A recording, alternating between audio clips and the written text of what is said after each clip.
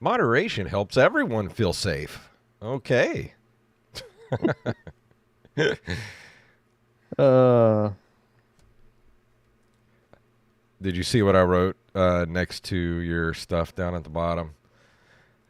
Where you said you were out on October and November. let's see. I wrote, "You're fired." You're fired. You fired. You're fired. Check room 2. Is the stream good? It's playing now. All right. Let me let everybody know we're here. And we can get this show on the road. Yep, everything sounds good on my end. All righty. Here we go. In 3, 2, 1.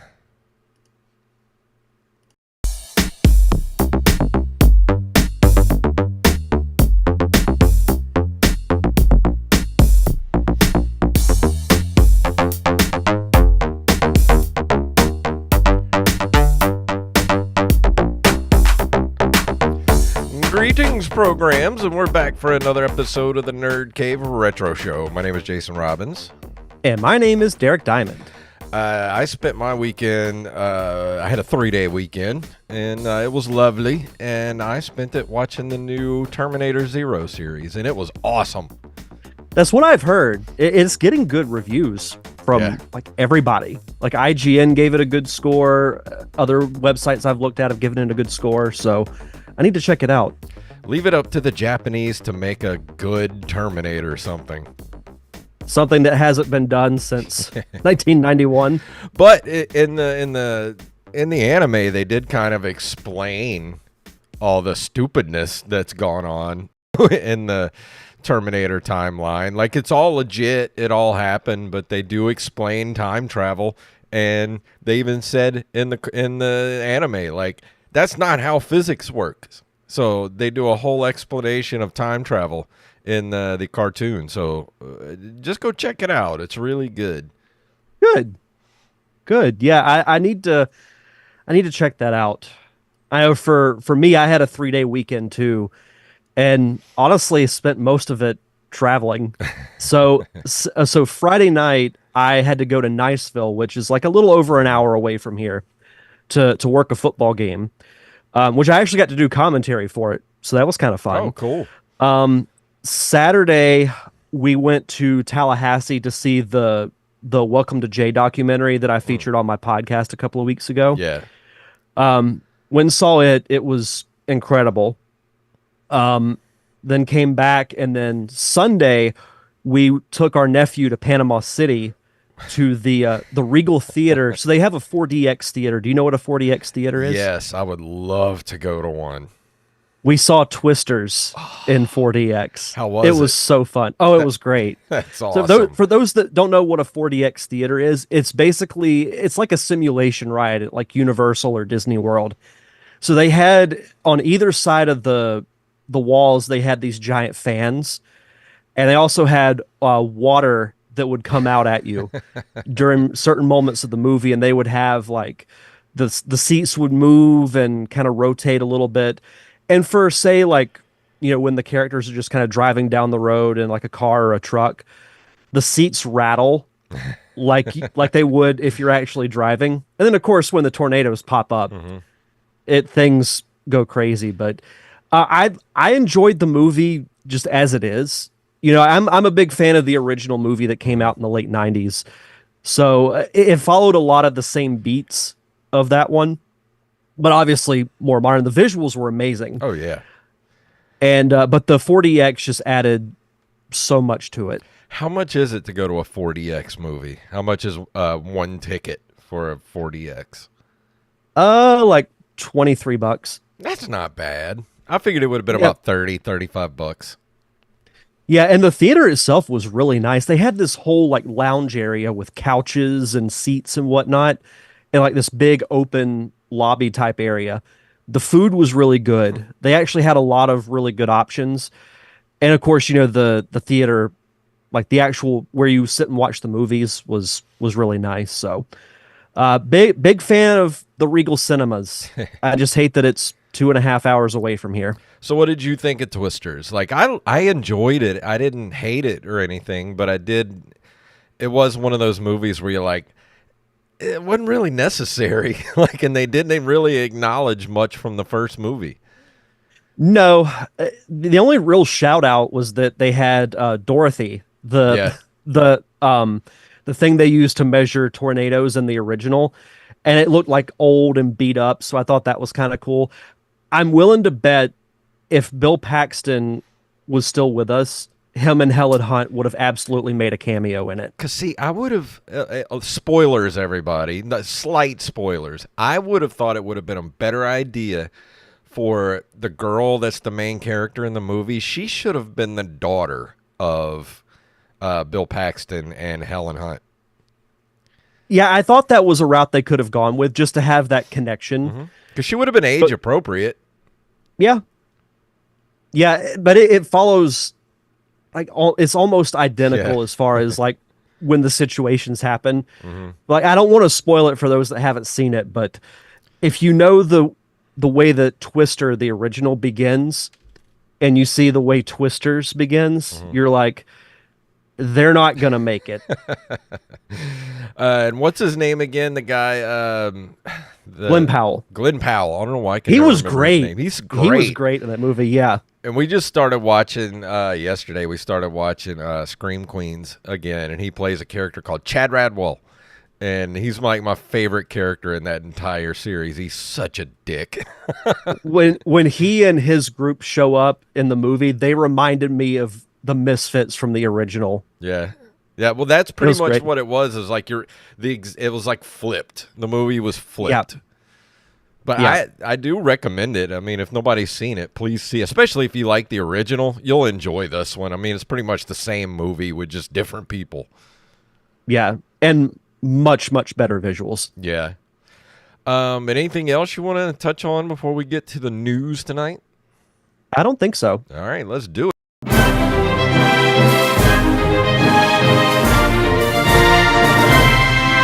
And tonight's top stories are brought to us by Mr. Tyler Watson and Armin Jackson. So if you have a news story you'd like us to cover, send them to nerdcaveretro@gmail.com. And this one here is a follow-up from last week's top 5. I had mentioned in my top 5 that I would like to see Alan Wake as a TV series. Well, little did we know that where is it? This is from bloodydisgusting.com. Annapurna and Remedy join forces for Alan Wake and Control film and TV adaptations. The plan is for the Alan Wake and Control video games to get potential small and big screen adaptations from Annapurna. An official press release from Remedy Entertainment details. It says Remedy Entertainment PLC announces a strategic partnership agreement with Annapurna Pictures. Annapurna will finance 50% of the development budget for the upcoming Control 2 video game and gain the rights to expand the award-winning Control and Alan Wake franchises into film and television. Remedy will receive a greater revenue share from game sales after the initial investments have been recouped, proportional to the amounts invested. Conversely, Annapurna will receive a greater revenue share from the audio-visual productions. So it looks like they're going to try to bring this stuff to life, actual real life. I think we're going to have to change your name to Nostradamus. Yeah. I could use $1 million. That's what I really need is $1 million. Yeah, just 1 million. Just shave Yeah. a little bit off the top. That's all I need is $1 that's all. million. Yeah. I don't need to be too rich, just something No. where I can be comfortable. Yeah, exactly. But no, this is cool. We talked about it last week, obviously, but Alan Wake would make an incredible movie and or an incredible series. I don't really know much about Control, so I can't really comment on that. But I'm all for more video games being adapted Yeah, me because too. it's like the code has been cracked, finally. So I think studios, big and small, are going to take more chances because they've seen that it works.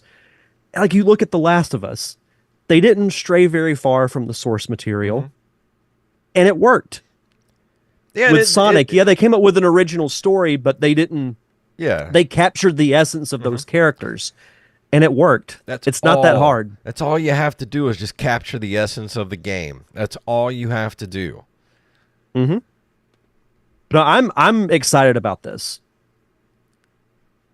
Let's see. Next up from mynintendonews.com, Castlevania Dominus collection coming to the Switch, which it technically already is. Yeah, this was about a Uh, week ago. yeah, Nintendo Partner Direct had a special surprise for Castlevania fans. Konami has announced Castlevania Dominus Connection. It includes Castlevania Dawn of Sorrow, Portrait of Ruin, and Order of Ecclesia.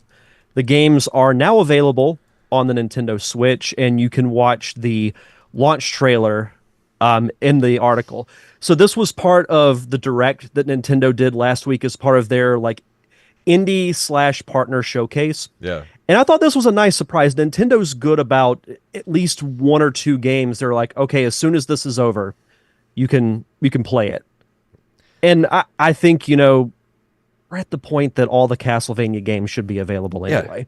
And it's time for Konami to wake the hell up and realize that they have all these IPs that we want to see more stuff from. I mean, look at all the stuff Konami has. Just start making games. Stop with the Plinko machines and start making games again.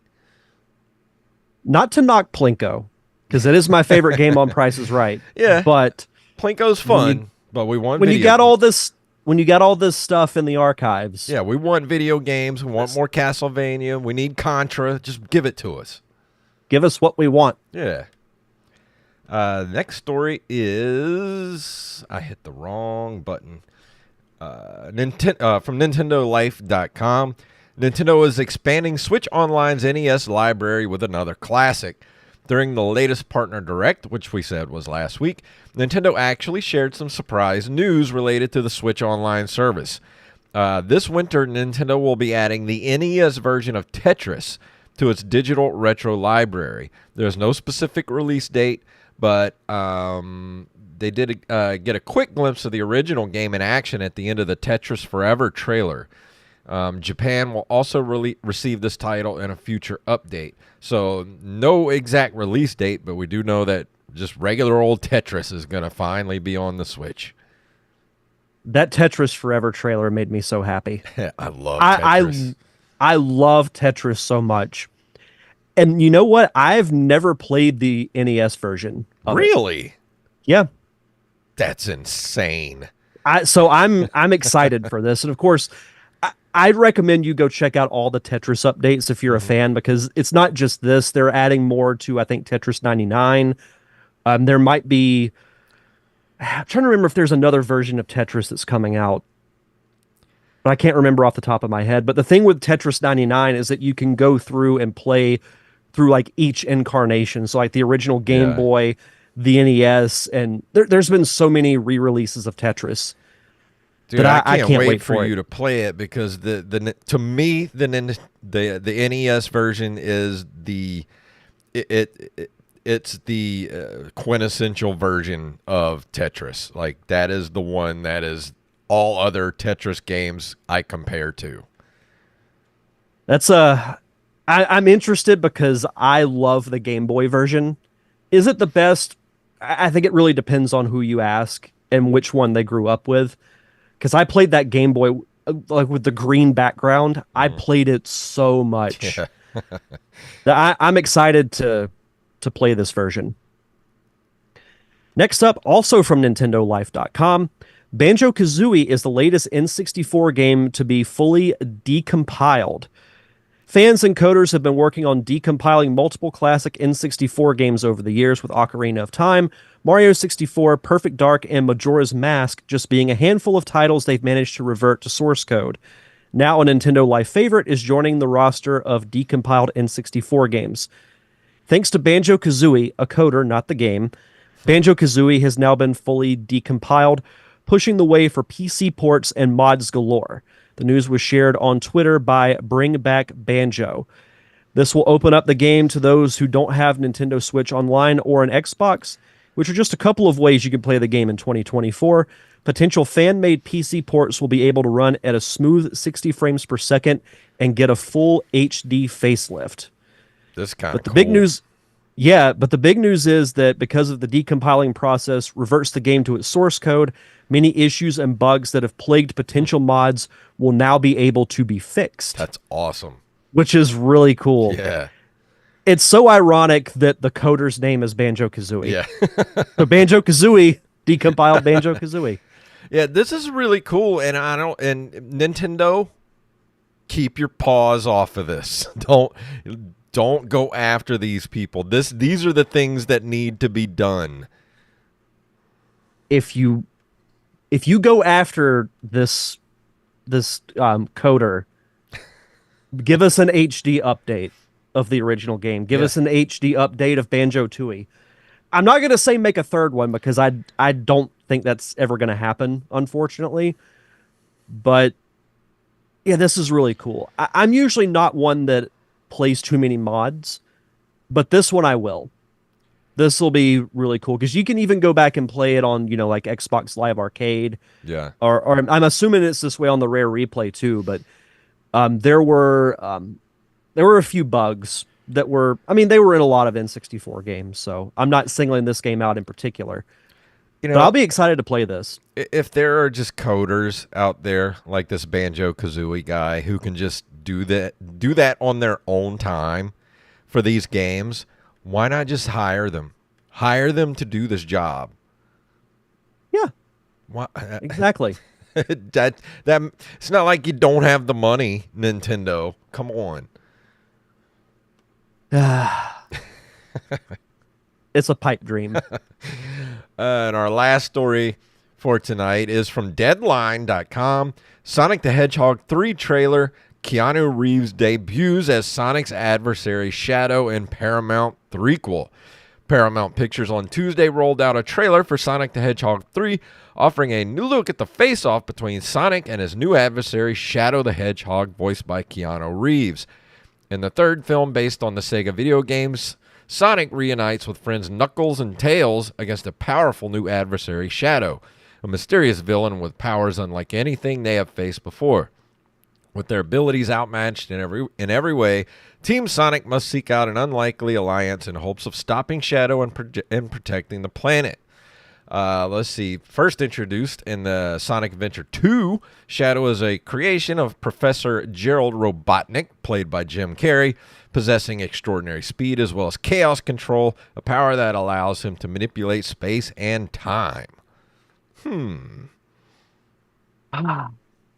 This trailer was so good. Yeah, IR Monkey in the chat room says we need Supersonic. Oh, we're gonna get Supersonic, and I think we're gonna get Super Shadow too.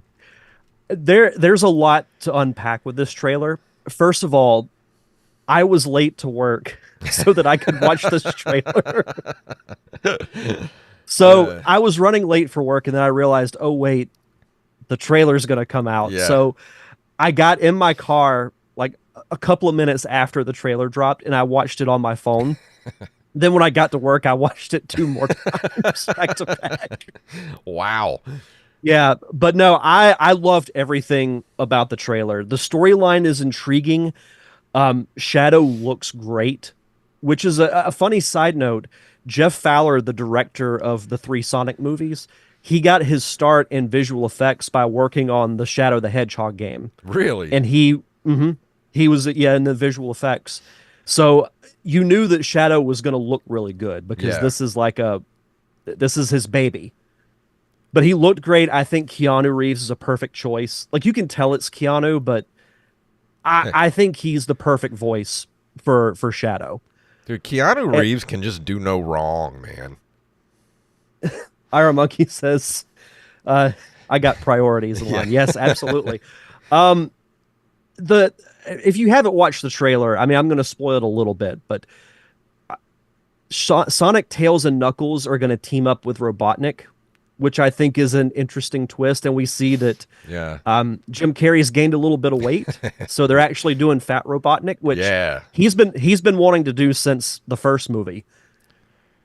But what I'm most curious about is that in Sonic Adventure 2, the game, Gerald Robotnik is already dead. So like he was executed. But in the trailer, he's alive.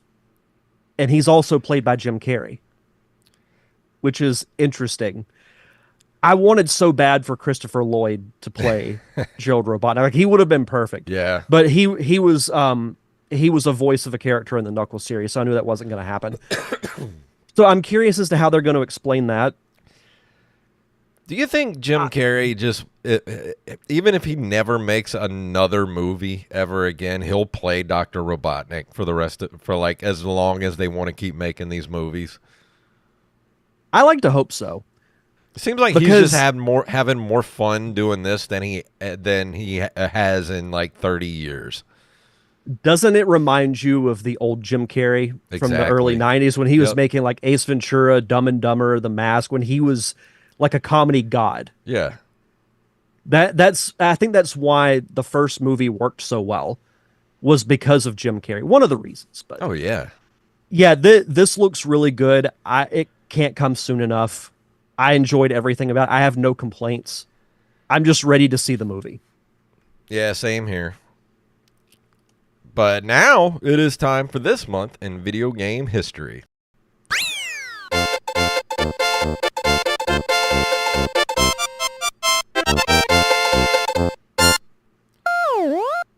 On September 20th of 1984, Elite, an influential wireframe 3D space trading game, say that 3 times fast, offering a then unique open-ended design, is published by Acorn Soft.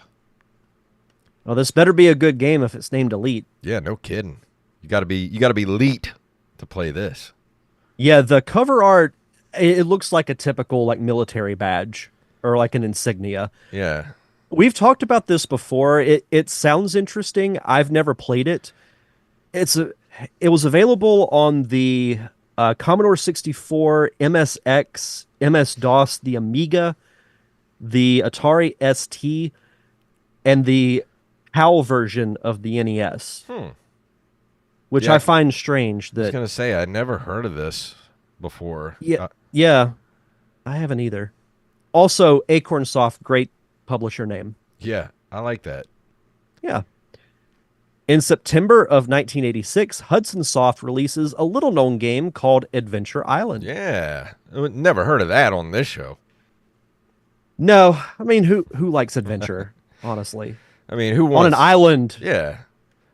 Who likes skateboarding and picking up fruit? Who likes that? I like fruit, but not a... I tried skateboarding once, and it hurt. Yeah, especially... So I never you don't want to go skateboarding when you're just wearing a grass skirt, because that'll hurt. Yeah, you get like all kinds of burns on your skin and everything. It'd just be awful. September 26th of 1990, Origin releases the first Wing Commander game. I would love to go back and play Wing Commander. I've never played this game, but I've heard so much about it over the years. I think it might be time for me to go back and play this. I wonder if they have this. Let me look on. Hold on. What is this? See, it says here an enhanced remake was made for the 3DO in 1994 and then later ported to Mac. Let me go to playclassic.games real quick. Let me put in Wing. I would think that it would have to be on there. Yes, it is on here. I was going to say I'll be shocked if it's not. Yeah, it's on here. So if you never played it and you want to play it, head over to playclassic.games. It was also ported to the Amiga, Sega CD, and the Super Nintendo. I never which I did not know on Super Nintendo. I haven't either. You would have thought this would have been like a highly marketed game. I might actually have a ROM of this. You never know. I'll have to look on my thumb drive. Yeah. September 18th of 1997, GT Interactive releases Oddworld Abe's Odyssey for the PlayStation. I always associate this game with the Xbox. Yeah, me too. And I don't know why. I think it was a launch game. Because I do remember renting this for the original Xbox. Have we reviewed an Oddworld game? No, we haven't. We need to. Yeah. Yeah, we'll have to change that. Because even with the Xbox version, I mean, it would have had to have come out in '01. So Yeah. that puts it in the retro category. See, what else did they put this on? I know it was the original PlayStation. MS-DOS and Windows, and there was a Game Boy version released as Oddworld Adventures in 1998. Hmm. I didn't know there was a Game Boy version either. I did not know that. That's weird. Like I just remember this being advertised on the original Xbox because I remember seeing commercials for it. Yeah, I remember the commercials. There was a big media blitz for this game before it came out. Yeah, we'll have to review this soon. On September 24th of 2002, Microsoft purchases Rare for $375 million. $375 million mistake. Yep. And what have we gotten so far from Rare since then, other than the pirate game? We got the Viva Pinata games were fun for the Xbox 360. Those, yeah. But I mean, we've said this numerous times. Like this, if we were to do a top 5 worst decisions in video games, like if we were to do a list on that, this would be on my list because the hits that Nintendo and Rare put out together is just second to none. There's got to be a story behind why Nintendo didn't purchase Rare. You would have thought they would have done it back in the late 90s.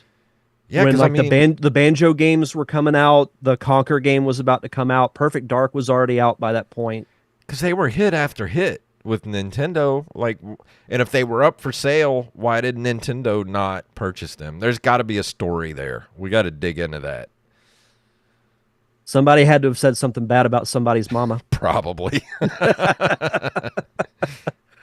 And finally, September 17th of 2004, LucasArts releases Star Wars Battlefront for Windows, PS2, and Xbox. I call this the good Battlefront. Yeah. Because this game was great. Hell out of it. Oh, I played so much of this game. And this was one that I hate that it wasn't for GameCube, but I think I had it for PS2. But man, my friends and I used to play the crap out of this game. Mm-hmm. Yeah, and I remember I had it for the original Xbox. When the first new Battlefront game came out, like I was stoked for it. And then it came out. And then the sequel came out. Yeah. But that could be its own podcast discussion. I wonder how well it holds up, because I haven't played this in probably 15 years at least. I mean, technically, and let's see, this is the third when we're recording this, so in a couple of weeks it'll technically be in the retro realm. So yeah, I would say we should review it because I kind of want to see if it holds up too. Yeah, let's do that because I want to see if it holds up as well. I don't think it's going to, but I'm afraid that it's not. Yeah, because I have so many good memories of playing this game. I don't want to taint it. Because I'll go back and like, ew, what were we doing? Yeah. I mean, we kind of do that with N64 games, so. Yeah, I guess so. Yeah. But that brings us to the end of this month in video game history. And Derek, would you like to do our Patreon shout-outs? As always, we like to shout out our awesome patrons over at patreon.com/nerdcaveretro. We want to shout out the official fact checker of the show, Mr. Wally Phelps, Brian Piotrowski, Nick W., Eld the Zombie, Yupfed, a.k.a. Knife, James, a.k.a. at Jimbo Jr. over on our Discord, Raven, Danny House, Justin Nispel, John West, Daniel Salmon, Mr. B-Res Coffee himself, Mike Eveland, Tyler Watson, Axblade07, Armez Jackson, Carlos Longoria, a.k.a. I am the Rampage. Rampage! Huge. Staff Sergeant Sketch, Gus and Penny, Matthew Salmon, Mr. Joey Image, and of course, Mama Diamond. Donna Diamond. Thank you all so much for your continued contributions and keeping the lights on for us here at the Nerd Cave Retro Podcast. for as little as $1 a month. And I found $1 in change the other day. So I'm not just blowing smoke here. It can happen. You Hmm. can find $1 in change just laying around your house. For as little as that, you get your own RSS feed with no ads. You just get to listen to Jason and I talk uninterrupted for however long the episode is. That's peak podcasting, Yeah. in my opinion. And you get early access to our monthly commentary tracks. And if you haven't subscribed yet and you haven't heard the Thunder in Paradise commentary tracks yet, you are missing out on some grade A content. Not only that, but the commentary slash watch along we did for Wishman last month. We put out what, like a week and a half ago or so. You want to know what's funny? It feels like we did that a month ago. It does. But It hasn't been that long. it's the perfect time to get into the Patreon right now. For as little as $1, get you access to that commentary slash watch along. And boy, it's something. Of all the commentaries that we've done, it was a choice that we made. I'm not going to say if it's good or bad, but it was a choice. Yeah. Funny enough, it's actually not the worst thing I've ever seen. No, but it's definitely a moment in time is what it is. You can find out why it only aired one time. Yeah. And since we actually showed us watching it on the video, we can't put it on YouTube. So if you want to watch it with us or listen to it with us, you're going to have to be a patron. So head over there. Little as $1 will get you access. You can head over to patreon.com/nerdcaveretro to join our awesome Patreon community. And for new patrons, send us your social media info, whether it's Twitter, Facebook, or Instagram, so we can give you a proper shout out. And tonight we're going to be talking about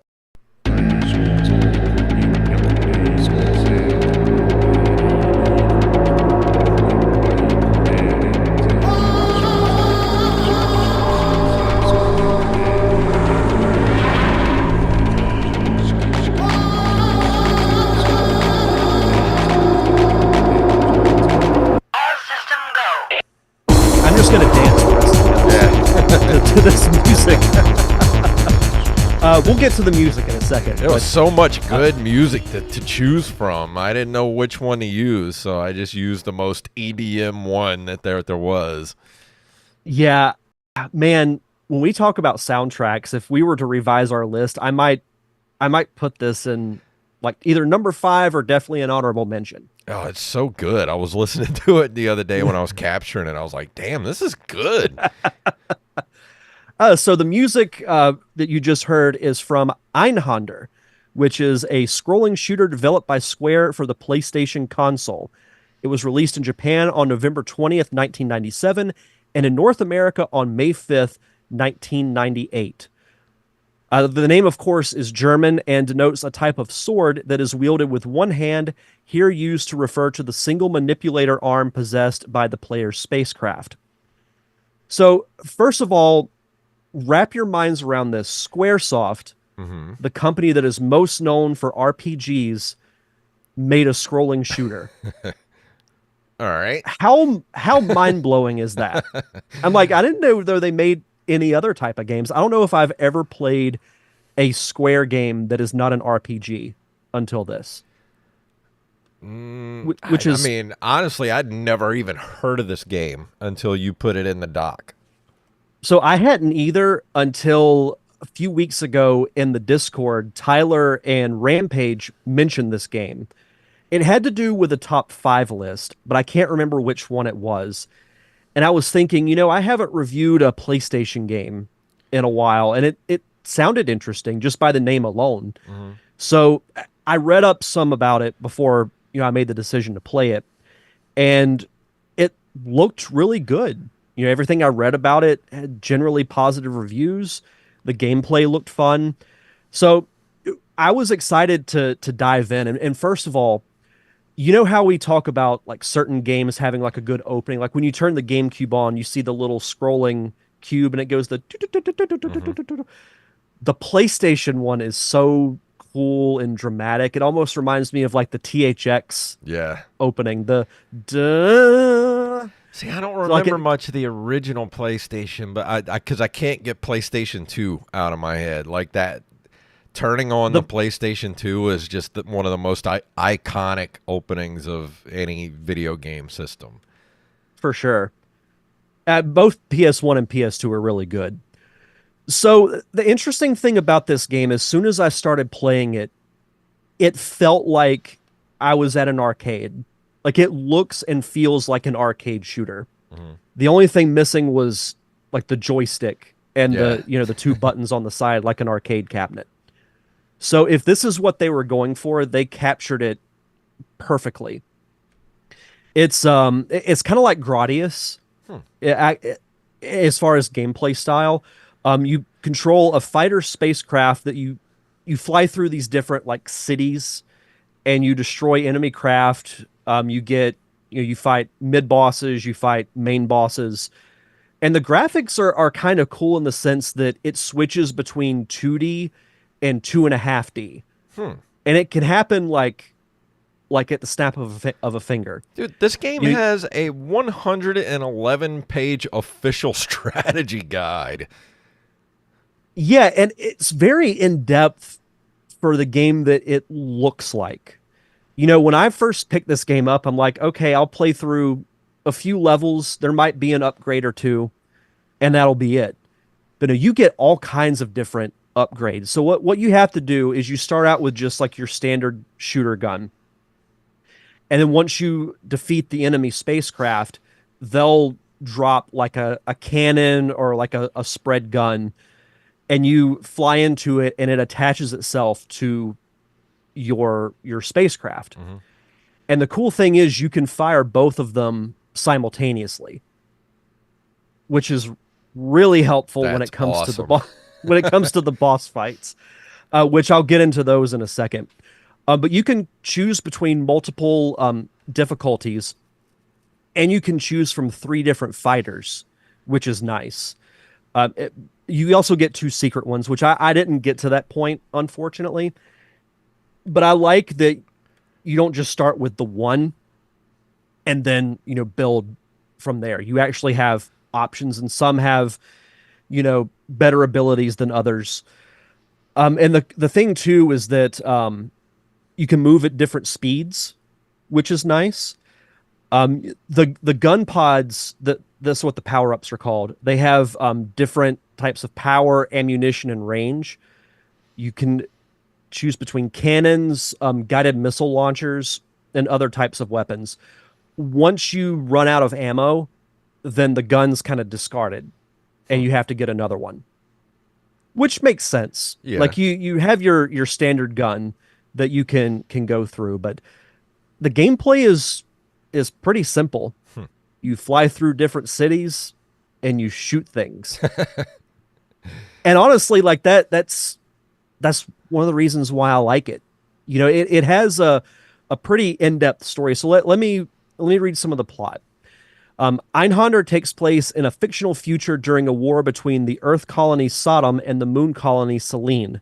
The first Moon War resulted in the destruction of most of the Earth's surface and the creation of a totalitarian regime on the planet. The game recounts the events of the Second Moon War, in which the moon attacks Earth again for natural resources. Selene's tactics consist of sending one-man fighter spacecraft called Einhander on kamikaze missions to cause as much damage as possible on the planet before being destroyed. The player takes on the role of one of these pilots attacking the Earth capital city. Hmm. So essentially, you're sent on a suicide mission. Awesome. Makes sense. And that's the story is actually quite in depth for this type of a game. So does it Like have when you any think kind of like cutscenes or anything like that? it does. Yeah, as you progress, you get to see different cutscenes that kind of progress the story along. And it's kind of crazy for a shooter Hmm. to do Yeah. that. Like if this was like an RPG, you it would make sense. But with these types of games, you think of, you're just going to pop a couple of quarters in and you're just going to shoot stuff until you die or you get tired of playing. But no, this is actually a story driven game, Hmm. which is kind of nice. That's interesting. You don't really get that with side scrolling shooters like that. No, you don't. Rampage says in the chat, deciding which weapon to keep versus another is always a struggle because they all have their advantages, and the bosses are awesome and a great challenge. Yeah. That's actually an excellent segue to my next point. I really like this game, but I suck at it. I'm really not good at it, especially the boss fights. I can't tell you how many times I died because I might be mistaken, but from what I remember, it's like a one or two hit, and you're dead. See that I think that's why we don't really do a whole lot of side scrolling shooters on this show because I personally am not good at them at all. Yeah, I'm not either, but there's a certain funness about them. I mean, I don't think I'm that great at beat 'em ups, but I still enjoy playing them, like the Yeah. Ninja Turtles games. Yeah, I'm not. I'm far from the best, but they're still fun. Rampage says it perfectly. It's a tough game, but it makes you want to keep trying. After the first boss, I can't tell you how many times I died, but I just kept going and going because I'm like, I would get close to beating it, and then I would just mess up and get shot down. When you get shot down, it kind of reminds me of the original Star Fox. You know how there's like a little bit of smoke that comes out of your R wing, and then you just Yeah. that's how it is in Einhander. And I'm like, oh, this gives me great memories of not being good at Star Fox. So that kind of carried over. But yeah, the story is pretty cool. Like I wouldn't call it the greatest storyline ever, but the fact that it has a story is really cool. Mhm. And also to kind of jump back to the jump between 2D and 2.5D, I can't remember a game from this time frame really doing that. I'm sure there was, and I'm just not thinking of it. So say like you're flying through a city and it's your typical 2D side scroller, and then it will shift to where you're kind of flying at an angle Mhm. and you have to shoot down these different like building signs, like neon signs, Yeah. in order to progress. And there's still, enemy fighters that'll come up and shoot you. But it adds for a nice dynamic. And like the more recent Sonic games do that too, where it switches between 3D and 2D or like a 2.5D. And I think that adds a nice little dynamic to it. And I think this era too was when they were kind of experimenting with stuff like that. Yeah. Playing around with those type of things, switching between 2D, 3D, 3D.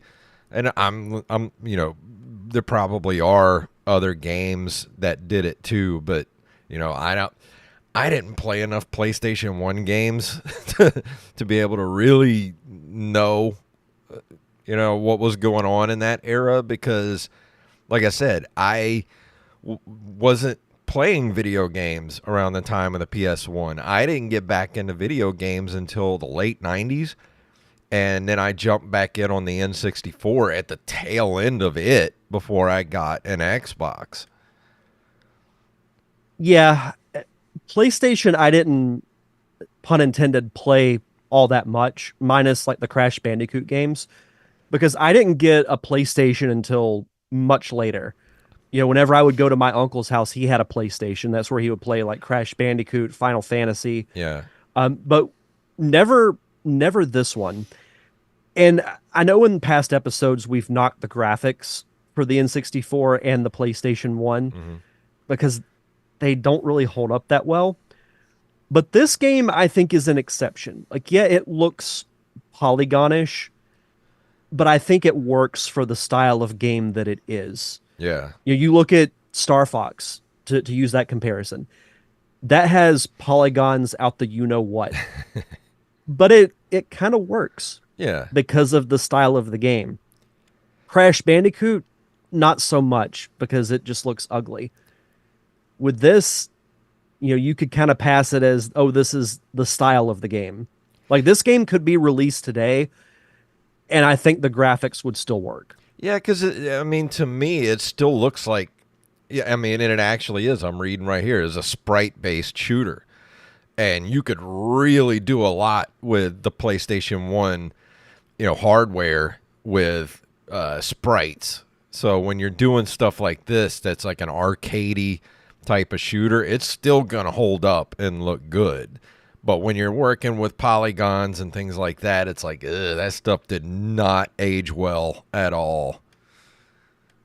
Well, another note on the graphics, I love the backgrounds because this takes place obviously in the future. So you've got that very kind of like electronic, post-apocalyptic in a different sense. Like we think of post-apocalyptic as like dystopian desert, Yeah.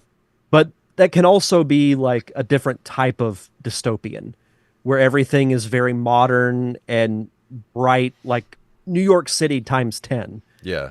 That's what this feels like because you can see the details in the windows and the buildings and kind of like a little bit of the stars and some smoke in the background, and you got a taste of it.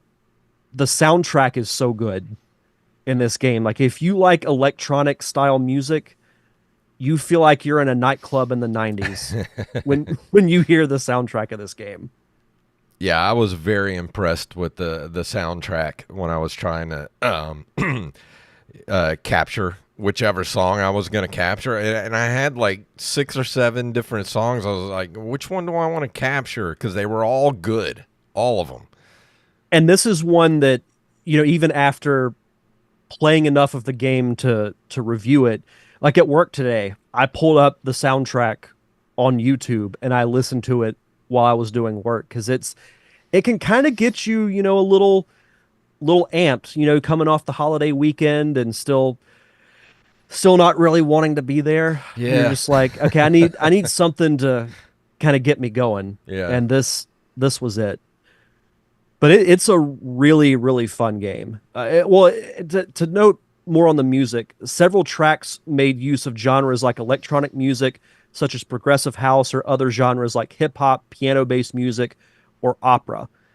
The soundtrack of the game was published in Japan by Digicube, a subsidiary of Square, on December 21st, 1997, and was reissued by Square Enix on July 18th of 2007 after Digicube's bankruptcy. The final track, titled Beginning, was also featured on Square Enix Music Compilation 2, a compilation album published in 2008. So this music, it still holds up. Like, like this type of music is still popular today. Yeah. If I owned a club, I would totally get a DJ to remix some of these, and I guarantee you they would that they would still be a hit. And the cool thing about the development team behind this game, they also worked on the gummy ship portions of Kingdom Hearts 3, which I'm sure you remember the gummy ship from Kingdom Hearts 1. Yeah, I do. Actually, it's weird you say that because I need to get back into Kingdom Hearts and finish it because I haven't touched it since I reviewed it. And I need to get back in there and finish it. I want to play the third one so badly. So many games, not enough time to play them. Yeah, exactly. But as far as the reception of the game, it received generally favorable reviews, just 1 point shy of universal acclaim, according to the review aggregation website Metacritic. In Japan, Famitsu gave it a 31 out of 40. Metacritic gave it an 89 out of 100. Allgame gave it a 4 out of 5. CNET Game Center gave it 8 out of 10. EGM 9.25 out of 10. IGN 9 out of 10. Official US PlayStation Magazine, I forgot that even existed, Yeah. gave it 4.5 out of 5 stars. Despite the fact that I'm not good at this type of game, I still had a blast playing it. It looks good. It sounds great. The story is surprisingly intriguing for a game like this. If you're a fan of shooters and you haven't played this, I would highly recommend it. I'm going to give it a solid 8 for Not those bad. reasons. And that's like for a game that I suck at. Yeah. If I was good at it, I would give it like a 9. Yeah. I mean, But shout out to Tyler and Rampage for the indirect recommendation. you convinced me. I might have to find a way to play this because it looks good. Like I think I would enjoy playing it. I think you would too. Well, awesome. And before we leave tonight, I wanted to put in here that we now have, and this was put together by our community manager Bethany Fox, Daniel Salmon, over there on our Discord. We have listener reviews now on our Discord page. So if you want to join our Discord, jump in there, and we might put yours in the show here. But this is the first one from Daniel Salmon. The game I picked is Skullgirls. This game is about 10 years old, but it's a fast-paced fighting game that is combo-driven, but is still amazing. It has a really good diverse roster of characters, and each character has a story campaign, and there's also a training room so you can get to learn and perfect all aspects of the game, including character-specific training rooms so you can perfect your favorite character. I have put up an old review YouTube from @TotalBiscuit in the review on our Discord, so if you want to go check out that video he's got in there, said it's worth watching to get the main gist of the game because the vid is 10 years old, but it's still the same then and to now with some changes. I recommend this game if you love fighting games. It has a few modes you can play: single player, versus, and training. Single player has story mode, arcade mode, and survival mode. There are also a few extra things in training. The tutorial section has 8 chapters, with each one having 5 to 6 lessons, and they help you get better at the game if you wish to do so. The graphics look amazing. It's like comic book style, old cartoon kind of. I don't know exactly how to explain it. The music is great, and the announcer is like an old school radio. And I did watch some of this video that he put in the review there. It looks really cool. Like, I love the art style that they put in the game. Yeah, same. Yeah, this will be one that I definitely want to check out because I do enjoy fighting games, like I mentioned earlier, even though I'm not good at them. I've never heard of this until now, but it looks like a lot of fun. And IR Monkey in the chat room says, does it have to be retro? Not at all. Just whatever you want to throw in there as a review and recommendation to everybody else. Yeah. But this looks pretty cool. I checked out that video, and I really like that cartoony kind of art style. So I'm not good at fighting games, but I'll give it a whirl and see how I do in it. I'm terrible at fighting games, though. Yet we keep coming back for more. Yeah, true. And next week, I'm going to be reviewing Arrow the Acrobat, and I've been playing a little more of that over the weekend, and I gotta say, I kind of like it, but we'll see. We'll see what I have to say about it next week. I'm gonna play a little bit of it to at least get a grasp of it because I've been curious about it for a long time. But no, I'm excited to hear you talk about it. It takes a little while to get used to the controls of the game, but once you get used to it, then it starts to make a whole lot of sense. And then the week after that, I will be reviewing Dragon Ball Z: The Legacy of Goku for the Game Boy Advance. I've been on a little bit of a Dragon Ball Z kick lately, so going to be talking about it. Awesome. And also, do we want to let everybody know we got some shows coming up the next couple of months that we're not going to be here. So, Derek, you want to let everybody know what nights we're not going to be here? Yeah, so October 14th, which is a little over a month away, I will actually be working an indoor concert. I'll be running camera for it to kind of earn a little bit of extra money. So I'll be out for that week. And then November 11th, I will actually be on vacation for my wife's birthday. We are going on a road trip to Colorado Springs. Nice. So we're going to be leaving late the week before, like that Thursday or Friday. So we'll be gone for about a week and a half. Awesome. I'm so jealous. I want to go. Can I go? we'll we'll stash you in the car. Yeah, just swing by, pick me up. I'll stay in the trunk. I'll be fine. Just give me some food and water every couple miles. I couldn't do that to you. Yeah, and Rampage says he'll be given 3 guesses to which game he will be recommending. Is it Double Dragon Neon, 2 Double Dragon Neon, or 3 Double Dragon Neon? I would say it's probably going to be Double Dragon Neon. I was gonna say Ninja Gaiden. Yeah, and we know Joey's going to throw in some Days Gone in there too. Or anything for the Dreamcast. Yeah. Oh, yeah, that too. Pretty much anything. The entire library. He recommends the entire Dreamcast library. You know, speaking of October, that's right around the corner, and you know what that means. A Halloween Horror Month. Yes, I'm already thinking of games to review. Me too. I'm not sure what I'm going to do yet, but I have some ideas. I can't wait to play that 16-bit Halloween game where you play as Michael Myers. Oh, that's going to be so fun. Yeah, I can't wait. Why don't we just do a dual review of that? Yeah, I think we should do that the week of Halloween. All right. That sounds good. Because that'll give us a couple of weeks to play it. But that's pretty much it to the end of the episode. Is there anything else? Oh, yeah. What's going on with Real Wisdom? Yeah, so released episode, I think it's number 5. I can't believe it's already 5 of Real Wisdom this past week. I interviewed a filmmaker based out of Texas named Kurt Frausen, who I actually interviewed back in the early days of the Derek Diamond Experience. He recently released a documentary about male victims of domestic violence. It's a pretty powerful documentary that includes footage he filmed on his phone in secret of his abusive relationship. Wow. Which is pretty... it was a little uncomfortable. Yeah. I'm not going to lie. So we had a great conversation about it. You can check that out on the latest episode of Real Wisdom. You can go to linktree.com/realwisdompod.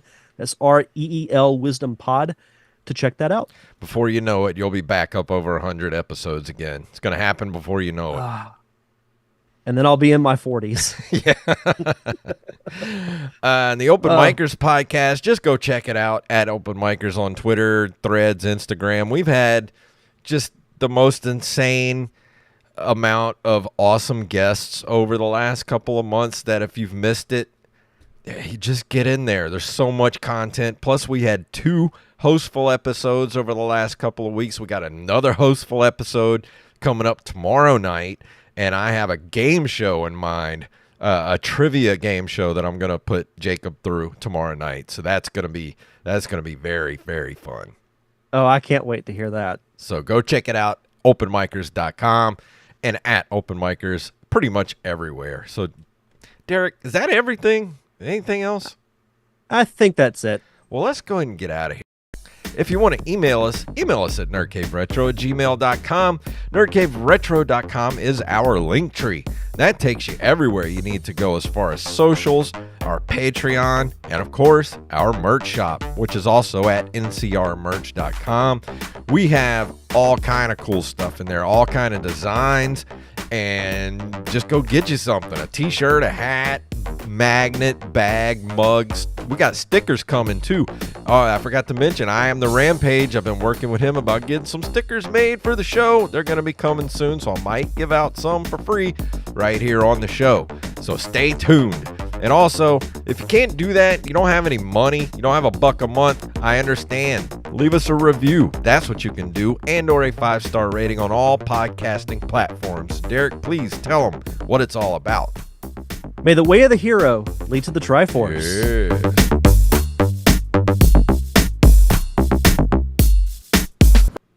Oh, a fellow chucker, eh?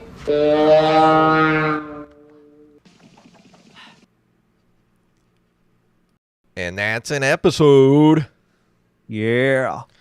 Wow, thank y'all for hanging out in the chat room with us. Yeah, still had a decent amount despite the moving the date. Being a day late, but not $1 short. No. But yeah, IR Monkey, just go in there and review whatever you feel like in there in the Discord. And put some links in there too so everybody can see some gameplay and stuff like that. Yeah. Really? He says the video feed on his side didn't come on until the point where we were talking about watching Twister. That's weird. Yeah, because I've had it playing on my monitor the Yeah. whole time. I'll have to go check the video feed. Yeah, that's weird. But anyway, we're going to get running. Thank you guys for hanging out with us, and we'll be back next week at the regular time on Monday.